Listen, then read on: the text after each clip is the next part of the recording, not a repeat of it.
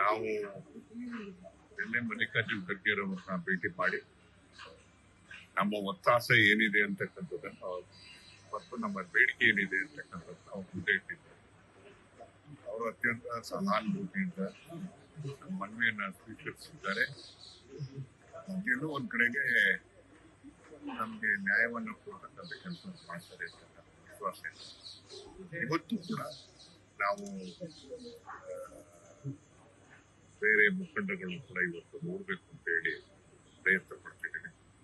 ಸದ್ಯದಲ್ಲಿ ಪಾರ್ಲಿಮೆಂಟ್ ಕೂಡ ಇರ್ತಕ್ಕಂಥ ಹಿನ್ನೆಲೆ ಹೆಡ್ ಕ್ವಾರ್ಟರ್ಸ್ ಅಲ್ಲಿ ಇರ್ತಕ್ಕಂಥ ಹಿನ್ನೆಲೆ ಈಗ ಅವರ ಟೈಮನ್ನು ಕೂಡ ಕೇಳಿ ಮಾಡಿ ಭೇಟಿ ಮಾಡುವ ಪ್ರಯತ್ನ ಮಾಡ್ತೀವಿ. ಸರ್, ಒಂದ್ ಕಡೆ ನೀವು ಇಲ್ಲೇ ಇದ್ದೀರಿ, ಈಗ ಸಿಎಂ DCM ಕೂಡ ಬರ್ತಿದ್ದಾರೆ ನಾಡಿದ್ದು. ಸೊ ಮುಂದಿನ ಕಾರ್ಯ ಅವ್ರನ್ನು ಇಲ್ಲೇ ಭೇಟಿ ಅವರು ನಾವು ಭೇಟಿ ಆಗ್ತಿದ್ದೀವಿ. ನಾವು CM DCM ಯಾವತ್ತೂ ಕೂಡ ಭೇಟಿ ಆಗ್ತಾ ಇದ್ದಾರೆ. ಏನು ವ್ಯತ್ಯಾಸ ಏನಿಲ್ಲ. ಅವ್ರು ಯಾವಾಗ ಬರ್ತಾರೆ ಕತೆ ಅಂತಕ್ಕಂಥದ್ದು ನನಗೆ ಗೊತ್ತಿಲ್ಲ. ನೋಡೋಣ, ಟ್ರೈ ಮಾಡ್ತೀವಿ, ನೋಡೋಣ. ಈಗ ಯಾಕಂದ್ರೆ ಪಾರ್ಲಿಮೆಂಟ್ ಸೆಷನ್ ಇರೋದ್ರಿಂದ ಇಂಪಾರ್ಟೆಂಟ್ ಬಿಲ್ ಪಾರ್ಲಿಮೆಂಟ್ ಮುಂದೆ ಬರೋದ್ರಿಂದ ಎಷ್ಟು ಮಟ್ಟಿಗೆ ನಮ್ಗೆ ಟೈಮ್ ಸಿಗ್ತದೆ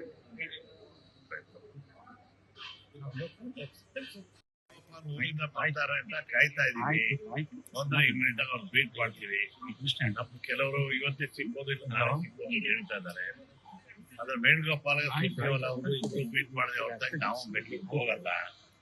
ನಾವು ಒಂದೇ ಒಂದು ಸಂದೇಶ ನಿಮ್ಗೆಲ್ಲ ಗೊತ್ತಿದೆ, ಬೇರೆ ಯಾವ್ದಕ್ಕೂ ನಾವು ತಲೆ ಕೆಟ್ಟಲ್ಲ. ನಾವೇನ್ ಪಾರ್ಟಿ ಆಕ್ಟಿವಿಟೀಸ್ ಮಾಡ್ತಾ ಇಲ್ಲ. ನಮ್ಮ ಅಧ್ಯಕ್ಷ ಹೇಳಿದ್ದಾರೆ, ಇದು ನೀವು ಯಾವ ತರ ಪ್ರೆಸ್ ಹೋಗಿ ಅದು ಇದು ಮಾತಾಡ್ಲಿ ಅಂತ. ನಾವೇನು ಮಾತಾಡ್ತಾ ಇಲ್ಲ. ಪಾರ್ಟಿ ಅಧ್ಯಕ್ಷರು ಹೇಳೋದ ಪ್ರಕಾರ ನಾವು ನಮ್ ಲಿಮಿಟ್ ಇಟ್ಕೊಂಡಿವಿ. ನಾವು ಲಕ್ಷ್ಮಣ ರೇಖೆ ಹಾಕೊಂಡಿವಿ.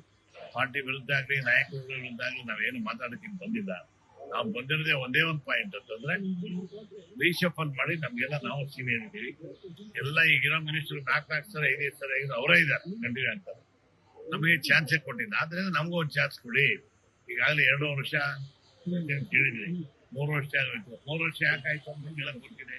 ಬೇರೆ ಬೇರೆ ರಾಜ್ಯಕ್ಕೆ ಚುನಾವಣೆ ಬಂದು ನಮ್ಮ ಸ್ಟೇಟ್ ಕೂಡ 2 ಉಪಚುನಾವಣೆ ಬಂದು ಅದಕ್ಕೋಸ್ಕರ ತಡ ಆಗಿ ಈಗಾಗಲೇ 3 ವರ್ಷ ಆಯ್ತು.